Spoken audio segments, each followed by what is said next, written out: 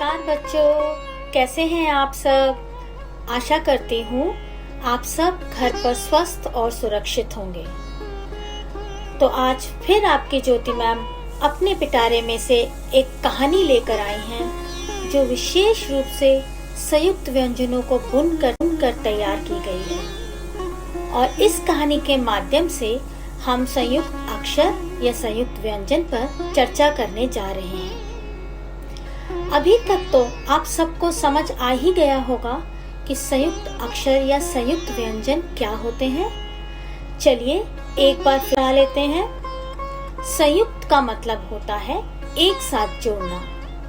तो जब दो अक्षर या व्यंजन एक साथ जोड़ दिए जाएं, तो वह संयुक्त अक्षर या संयुक्त व्यंजन कहलाते हैं। और जो इसमें सबसे महत्वपूर्ण बात है वो यह है कि व्यंजन को मिलाकर लिखा जाता है, तभी यह पूर्ण होता है। तो आज हम इन्हीं संयुक्त व्यंजनों का प्रयोग करते हुए कहानी सुनते हैं।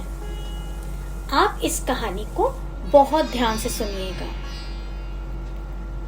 इस कहानी का नाम है बिल्लू और टिल्लू। एक बार की बात है, समस्तपुर गांव में दो भाई अपने परिवार के साथ रहते थे। उनका नाम था बिल्लू और टिल्लू। गांव में उनका बहुत बड़ा खेत था जिसमें उन्होंने गन्ना और मक्का बोया था।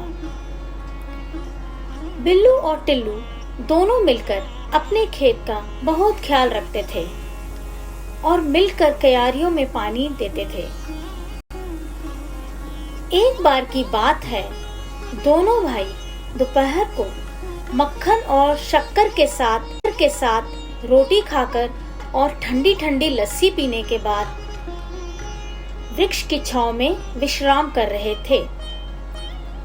तभी उनकी नजर वृक्ष पर लगे एक मधुमक्खी के छत्ते पर पड़ी, जो कि पत्तों के बीच छुपा हुआ था। और ध्यान से सुनने पर मक्खियों के भिनभिनाने की आवाज भी उन्हें सुनाई दी, जो इस प्रकार थी।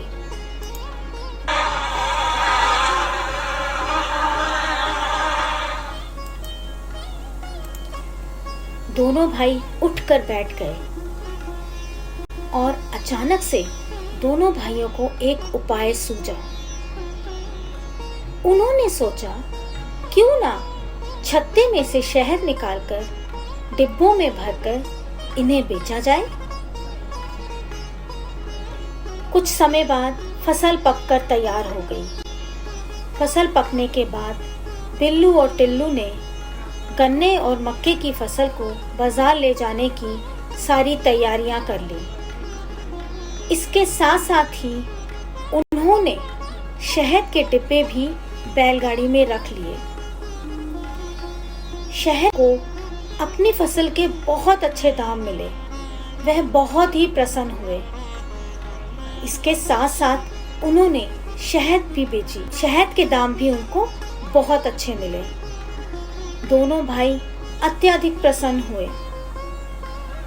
उन दोनों भाइयों ने अपने अपने बच्चों के लिए बाजार से नए वस्त्र, नई पुस्तकें, नए बस्ते और अन्य चीजें खरीदी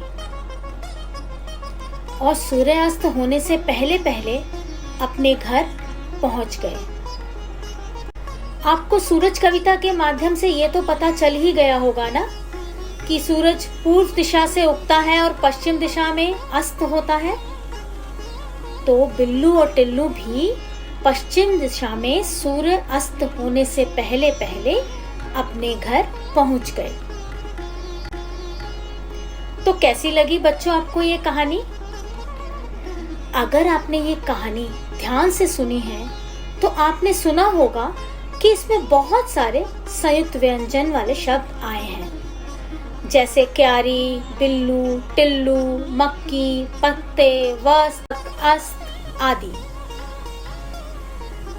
तो अब हम इस कहानी को यहीं समाप्त करते हैं और इस कहानी की चर्चा हम अगली कक्षा में करेंगे। तब तक के लिए धन्यवाद। आपका दिन शुभ हो।